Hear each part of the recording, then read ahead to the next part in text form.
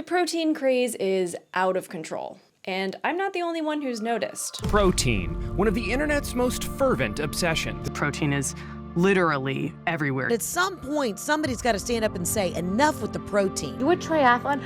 Are you Arnold Schwarzenegger? Like, what's going on? Look, I'm willing to accept things like protein bars and even protein pasta, but I'm gonna have to draw the line at protein soda, protein popcorn, and protein water. I mean, what's next? Protein air? It's become almost impossible not to notice and even get swept up in this craze. But I've been wondering, where is it all coming from? So I took a deeper look and found some staggering statistics, as well as something that made me so furious I could crush this microphone just thinking about it. And if you think it doesn't involve a Kardashian, think again. Love you, babe. Ultimately, I found three main players at the center of it all. Today we're going to talk about who they are, as well as some major concerns I have about the protein craze, and finally, some recent developments that have me optimistic. Before we get into all of that, I want to give a quick overview of protein, what it is, why we need it, and a couple of other little tidbits. Protein is one of three main macronutrients, the other two being carbohydrates and fats. And I think it's important to establish that we can critique the protein craze without minimizing the importance of protein itself. Protein is essential for life. It's a building block of every human cell and is involved in the vital biochemical functions of the human body. It's particularly important in growth, development, and tissue repair. Consuming enough protein is required to stave off malnutrition. It may also be important to preserve muscle mass and strength as we age. I'm coming to this video with a vegan perspective, meaning I've spent years of my life fielding questions about protein, listening to general ignorant statements about protein, and soon to be celebrating 10 years of not yet having died from a protein deficiency. And I'll just say right off the bat, since I will be discussing them a lot, I understand the general appeal of protein products. There's obviously a major convenience factor to them. They can help you feel full and energized. There are some protein products, not many, but a few that I really like.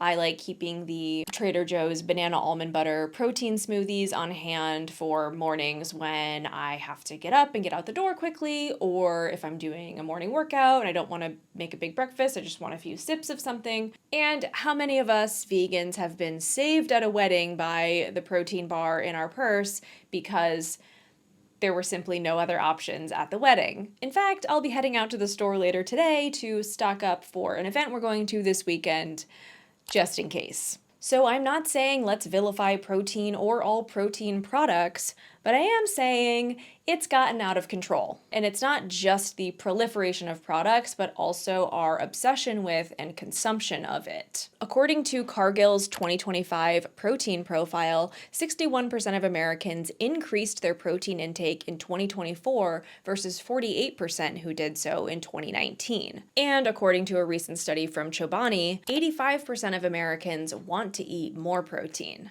So why is this happening? Where is it coming from? Let's get into the three main culprits I've found behind the craze. First up is diet culture. There was no question in my mind that the protein craze ties in with diet culture. Anecdotally, I have known people, and I've also heard people share similar things on podcasts about how they have disordered eating and will eat things like protein bars as a sweet treat or dessert. On social media, eating more protein is often shared as a hack to eat less calories throughout the day because hypothetically you'll be fuller from the protein and not as hungry for other stuff. And I think nothing exemplifies this more right now than the cottage cheese craze. Because I don't eat animal products, there are times when certain trends are kind of just simmering in the background, completely unbeknown to me, and then one day they suddenly blow up and are everywhere. That was definitely the case for me with cottage cheese, which, in case you haven't heard, has made a huge comeback as a high-protein hero. With companies like Good Culture taking something that was once considered vom-inducing and repackaging it as trendy and chic. While I can't trace exactly where it started, food creator Lainey Cooks is credited as being one of the creators responsible for bringing the cottage cheese trend back around with her viral cottage cheese ice cream. Suddenly, I'm transported back to the mid-90s when cottage cheese was a staple in our fridge. Just a little anecdote, my introduction to cottage cheese was using it to feed our dog. It was literally a mix-in for our dog's food. It would be his kibble in a bowl and then a scoop of cottage cheese, mix it all together, serve it up. He loved it. So those are my earliest memories of cottage cheese, was dog food.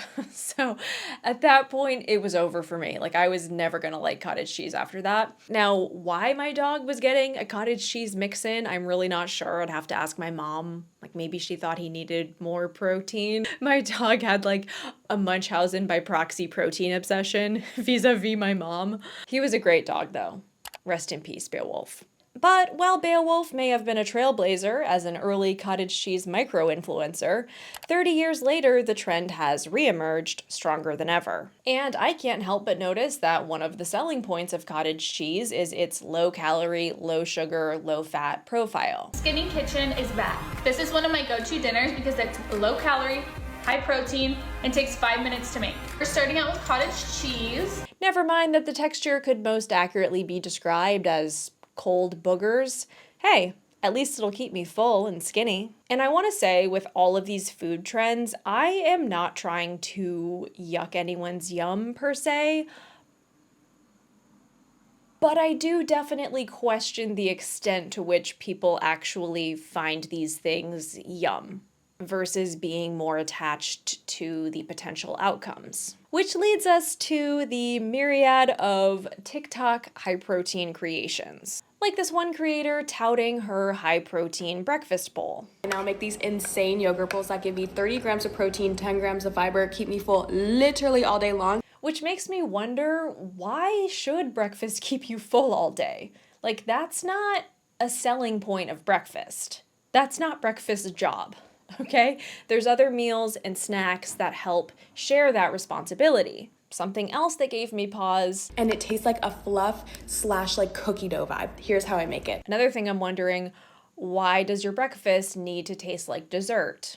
That's also not a requirement of breakfast. And that's something you'll see in a lot of these Franken protein creations on TikTok, is the comparison to things like cookie dough, cheesecake, and other sweet treats. If you mix peanut butter powder and cottage cheese, shape into cookies, add chocolate chips, and bake, you get healthy, high-protein chocolate chip cookies. And you'll see this with a lot of protein products as well, is that they tend to be emulating the taste of higher calorie foods, oftentimes sweet treats. It feels like a fluffy hug, like when Grandma was baking cookies and she'd let you lick the batter.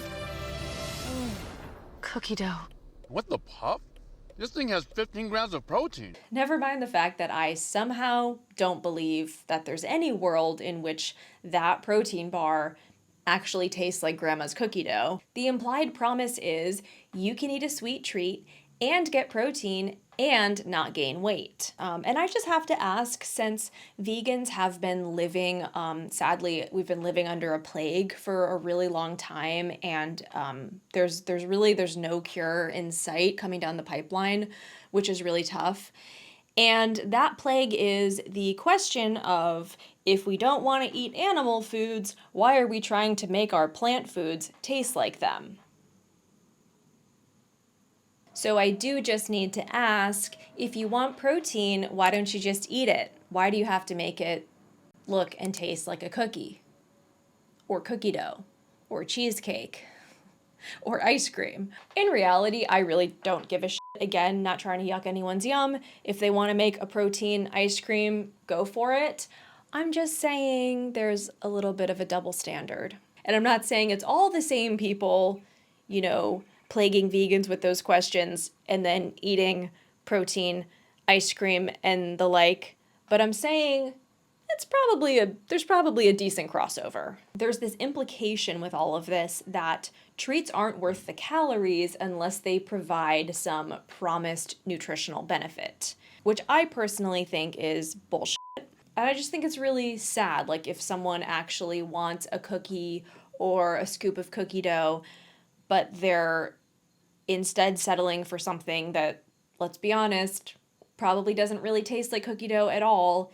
Does it really satisfy, the craving and the desire for grandma's cookie dough, for example? I somehow doubt it. Another product that has popped up all over social media in the last few years are the Core Power protein drinks. I'm going to talk more about the concerns with these a little later, but I have seen these referred to as a skinny hack or a meal replacement. If you love chocolate milk, but you're on a weight loss journey, here is something that will fix that craving. Like, even the name and shape of the Core Power drinks is troubling. Core Power, like implying that drinking this alone is somehow good for your core. And I'm sorry, but you can't convince me these bottles having an hourglass figure is not intentional. Like, the bottle literally has a snatched waist. I was actually reminded when watching Drew Gooden's protein video of the old Slim Fast commercials with the whoop.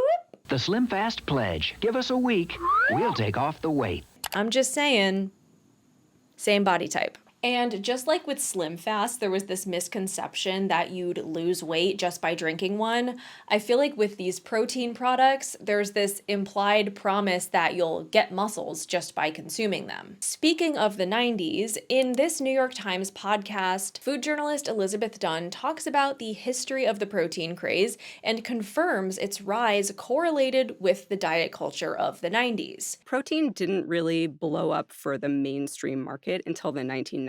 I'd say the really big inflection point was when protein started to be understood as a tool for weight loss.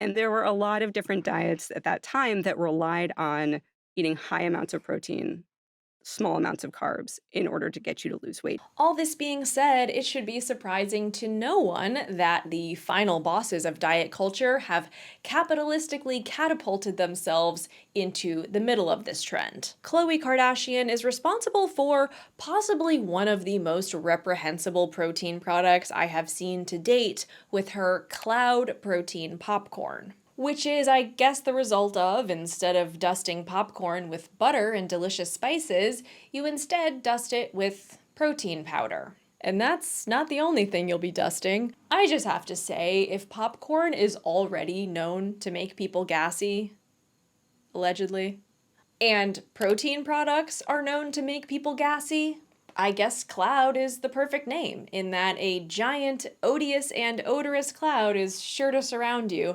after knocking back a few handfuls. All joking aside, things are about to take a turn for the dark. Because I found this cute little marketing video of Khloe approaching people in Target, having them sample her popcorn. And something so disturbing happens at the end of this video. Just take a look. It's good. You like it? It's all natural, real ingredients, 7 grams of protein, and it's yummy. How much cow? How many cows? That's my girl.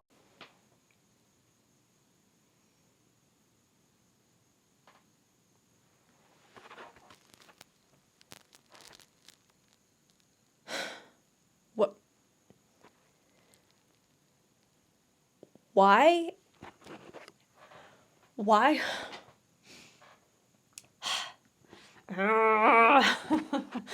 Oh, this is the moment.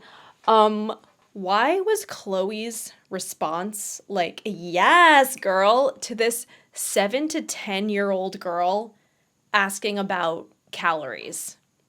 And why the fuck did they include that in the video? This actually made me feel sick to my stomach when I first watched it, and then like furious, and then deeply sad. And I'm not saying that it's Khloe's fault that the little girl asked that. Like, that was sadly probably something that she absorbed elsewhere in her life. But I am saying it's her fault for being like, yes, queen, to this 7 to 10-year-old little girl. Instead of being like, you don't need to be concerned about that. If you didn't think the protein craze and diet culture had anything to do with each other, maybe now you do. This interaction really exemplifies the growing obsession with counting, like counting protein, counting calories, counting macros. And I'm not saying that there's never a good reason to like count with nutrition. I'm sure that there are situations where people need to count for health reasons. but everyone turning into a culinary Count Dracula at age 7 to 10. I'm really bad with kids' ages, so that's my best estimate of how old this little girl is. So feel free to tell me if you think I'm way off. Regardless, I think it's pretty unnecessary. But there is yet another way the protein craze ties into diet culture that hadn't even occurred to me. This was illuminated for me in Bethany Frankel's TikTok comments section, of all places. There was a comment under her video about her bewilderment about the protein craze, even though arguably she has been a big part of the protein craze, that points out that people are eating more protein to offset muscle loss resulting from being on Ozempic. And in fact, doctors are apparently encouraging patients that are on GLP-1s, i.e. weight loss drugs like Ozempic, to eat more protein. This is not the time nor place to get into the GLP-1 trend, and I know that they have been amazing and game-changing for many, many people, combating obesity and different health issues. But I also think these drugs have been marketed to and used by a lot of people who maybe don't need them. And the intention behind it often feels less tied to health and more tied to skinny.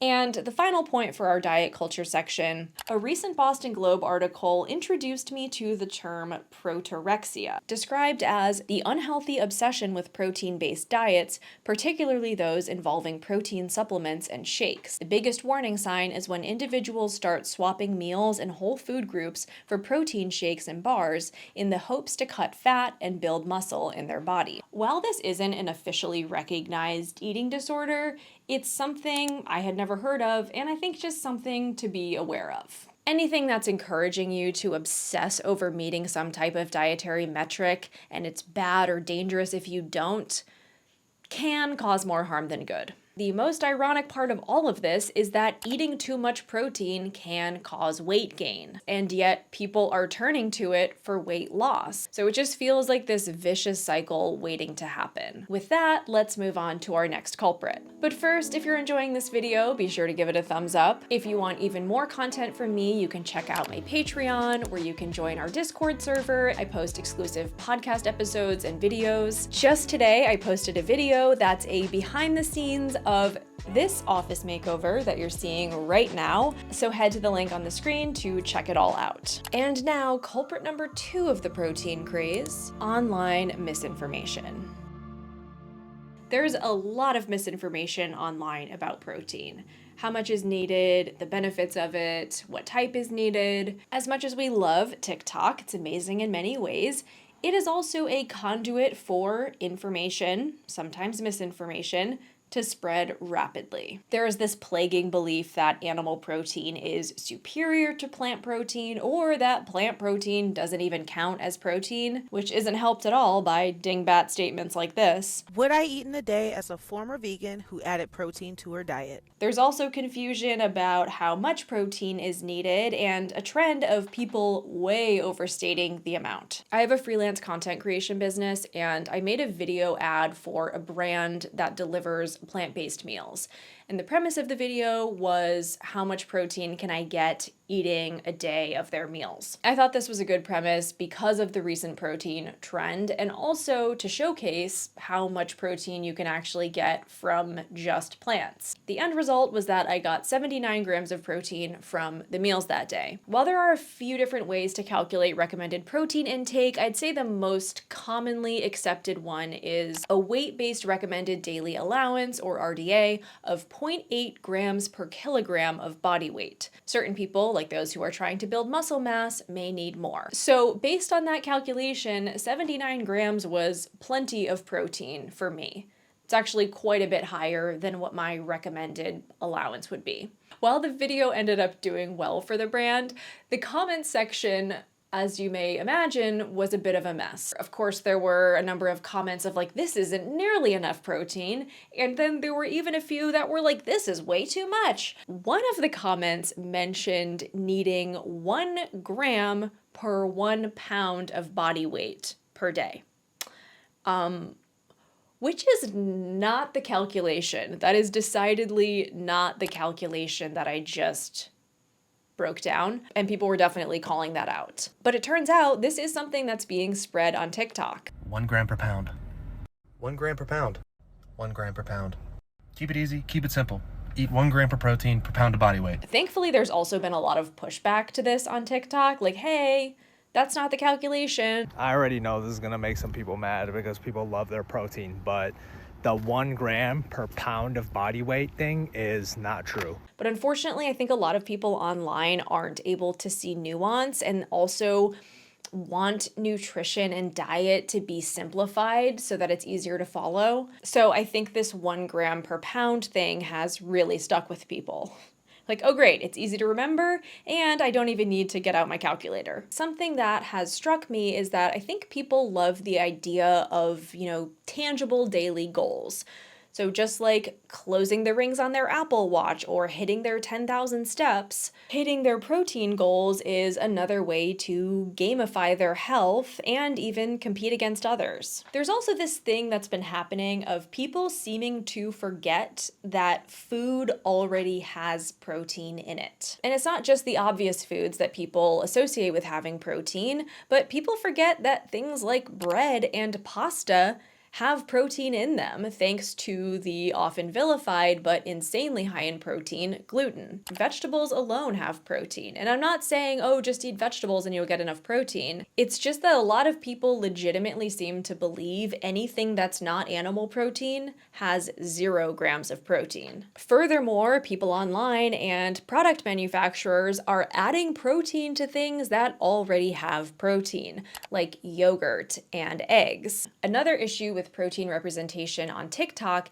is that a lot of videos on TikTok, period, are TikTok Shop affiliated. Around, I want to say 1.5 years ago, TikTok started heavily pushing TikTok Shop videos, meaning creators were heavily incentivized to incorporate products from TikTok Shop into their videos and link to them. And you need to believe me when I say people are getting rich off of this. People are making so much money. I'm talking hundreds of thousands of dollars from a single video. So far this month, we just hit 165K in commission. That's a full-time income. That's more than a full-time income for the vast majority of the world with just one video. These are not even big influencers. These are just people who post about TikTok Shop products. So it's no surprise that a lot of protein videos on TikTok are seemingly just vehicles to promote a TikTok Shop product and earn a commission. So is this really the best tasting protein breakfast you've ever made? And does it actually taste like cookie dough or fluff? Or do you just really want people to buy that protein powder? And this comes down to a bit of a media literacy issue where people on TikTok, especially young people who are being heavily marketed to, maybe don't realize just how much these videos are ads as opposed to genuine, authentic messaging. The final thing I want to touch on in this section is the misinterpretation of or discounting of processing. I've said this before that people tend to overestimate or overemphasize the amount of processing when plant protein is involved, but underestimate or underemphasize the amount of processing when animal protein is involved. A couple of years ago, I responded to a video on YouTube from the creator Quook, where Kevin, the chef behind Quook, was trying out a vegan diet for a week. In his video, he mentioned that he didn't want to eat any processed plant proteins and that he only wanted to focus on whole plant foods, which in and of itself I thought was great. Like, yeah, let's show people how amazing plant foods are and how much can be done with them. But the way he presented it was almost like, I don't want any of those gross processed vegan foods. Then a few minutes later in the video, he shows his pantry and fridge and how many non-vegan food items he has in there. And he had a ton of processed animal protein products. So I pointed it out in my video, not to criticize him or come after him, but just to highlight this attitude and how common it is. Kevin ended up watching the video and messaging me being like, yeah, that was a good point. I think I was a little too extreme in my view of plant-based meats. But again, the point was it's not just about him, it's an attitude that is so common online. And I'm not saying it's all the same people criticizing vegan products for being overly processed while also eating processed animal products. But I am saying I think it's a lot of the same people. Let's move on now to our third culprit, which will be maybe unsurprising for people familiar with my channel: animal agriculture.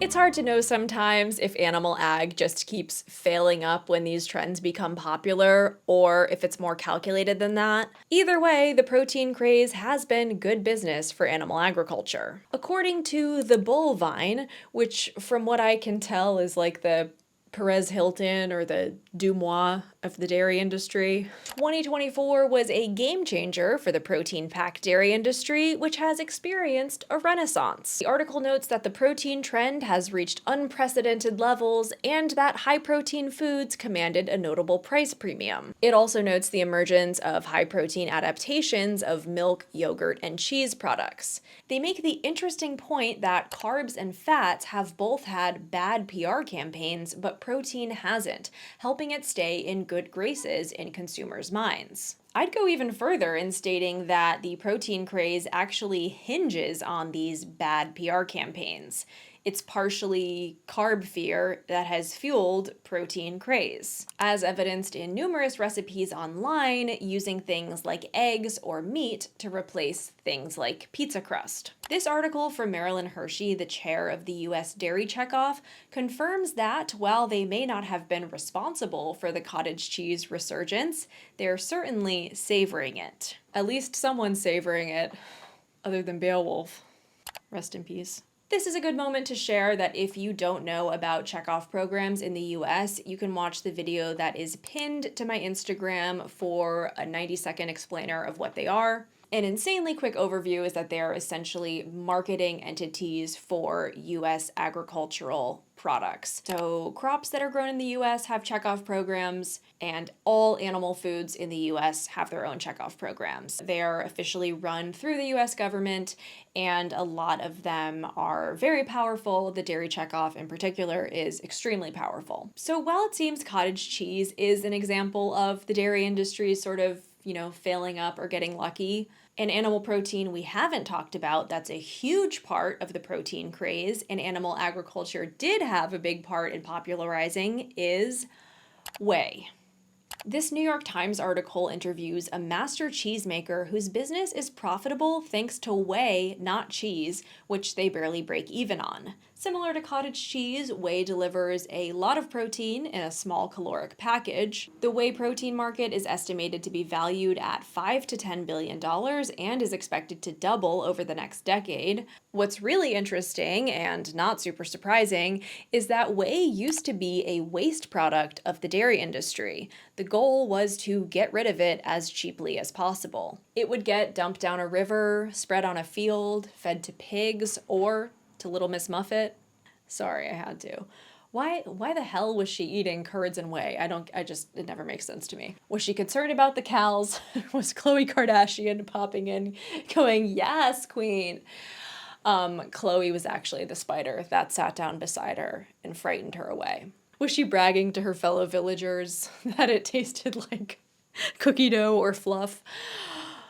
One has to wonder. The amount of whey produced in the US steadily climbed from around 8 million pounds per month in 2003 to 35 to 40 million pounds per month in 2018, and then basically leveled off. However, 2023 saw another whey boom at the same time as anti-obesity drugs hit the market. In May of this year, 48 million pounds were produced. But it was thanks to another article written by Dairy Checkoff chair Marilyn Hershey that I learned more about the history of whey. She touts the whey protein story as a defining example of dairy innovation and reveals it was actually Checkoff-funded scientists in the late 1980s who cracked the code on transforming whey from waste product to high-value ingredient. Today, whey is a multi-billion-dollar business that increases milk's value. This is the textbook example of how innovation fuels the Checkoff's core mission of driving sales and building trust. So if you look back in history, the dairy industry helped lay the foundation by turning whey into an edible consumer product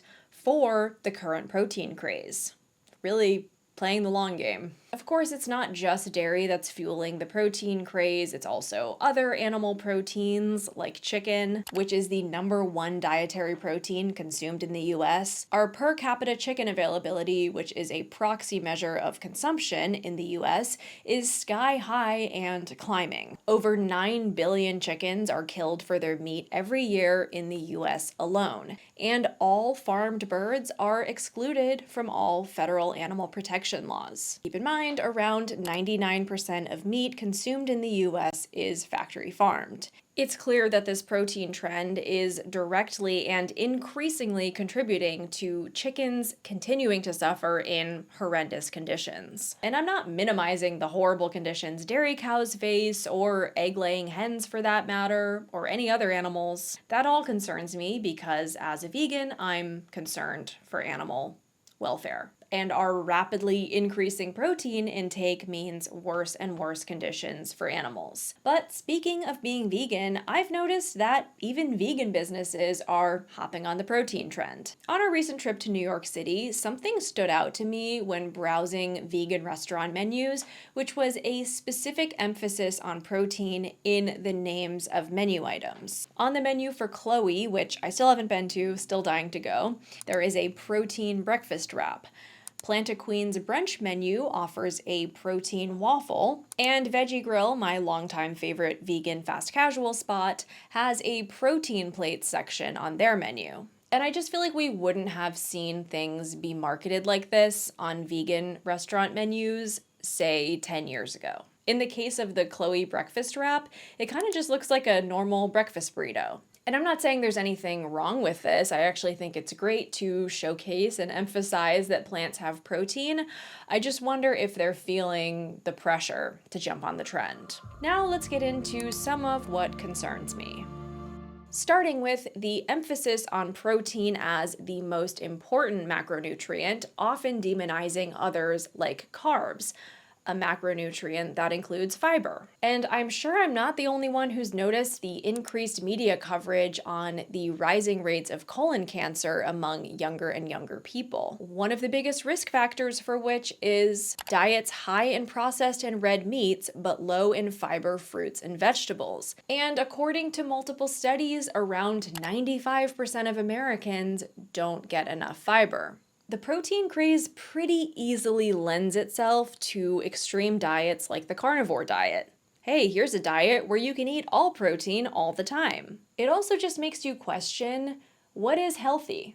So much of this protein content is being pushed as being healthy, but what does that actually mean? How are we defining it? Does it mean good for your heart, good for your kidneys, good for longevity? Because it does seem to me that the way healthy is used in a lot of these videos is somewhat of a generic stand-in for weight loss hack. And it turns out too much protein can actually be unhealthy. People that eat very high protein diets have a higher risk of kidney stones.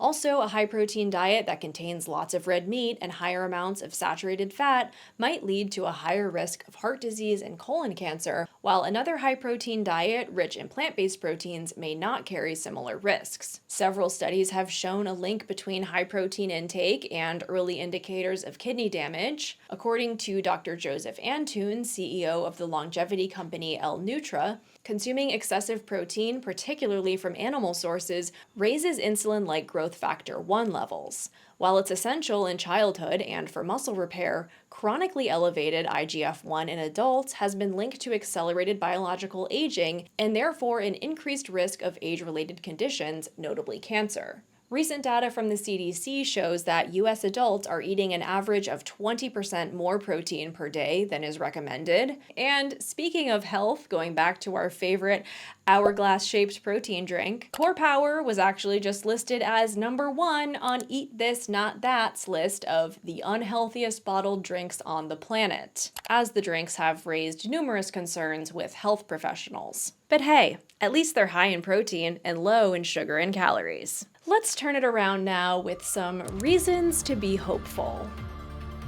While protein mania rages on, I've noticed more and more people discussing the craze as potentially problematic, as well as more articles emerging shedding light on the potential dangers of eating too much of it. In addition, people are starting to talk more about fiber and the importance of it and the staggering statistic of how little Americans are eating. And there seems to be a connection being made between that statistic and the rise of colon cancer in younger adults. In addition, likely in response to the protein craze, a new social media trend has emerged called Fibermaxxing, where, as it sounds, you prioritize eating as much fiber as possible. As with any social media trend, this could, of course, go too far, like people eating too much of it when their bodies aren't used to it, and then being like, oh, my body just doesn't agree with fiber, when really it's just because their body's in shock.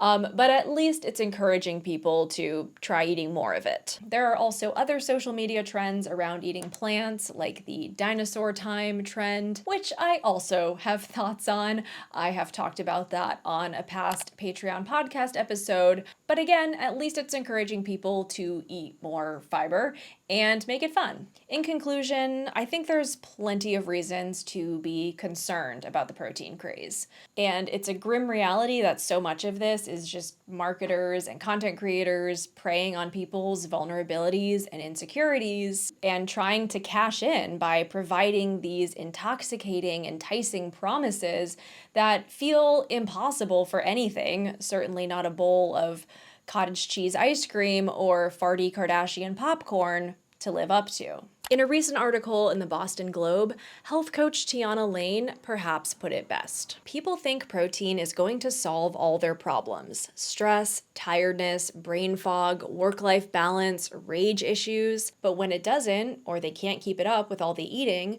they become confused and sad. They feel like such a failure that they give up, until they get swept into the next health trend. Obviously, this is a massive topic, and I'm not saying there aren't other reasons for the protein craze than the ones I mentioned, but this was my attempt to distill it down. So let me know your thoughts on it. Is it here to stay? Is it just another passing diet trend? Are we past the peak of it? Be sure to give this video a thumbs up if you found it informative or entertaining. That's always my goal. Subscribe for more forkable content. Check out Patreon for even more from me. A very special thank you to my Fancy Fork patrons, Claudia, Dindin Masker, Big Chungus 4526, Sherry W, and James H. Thanks for watching, and I'll see you again soon. Bye!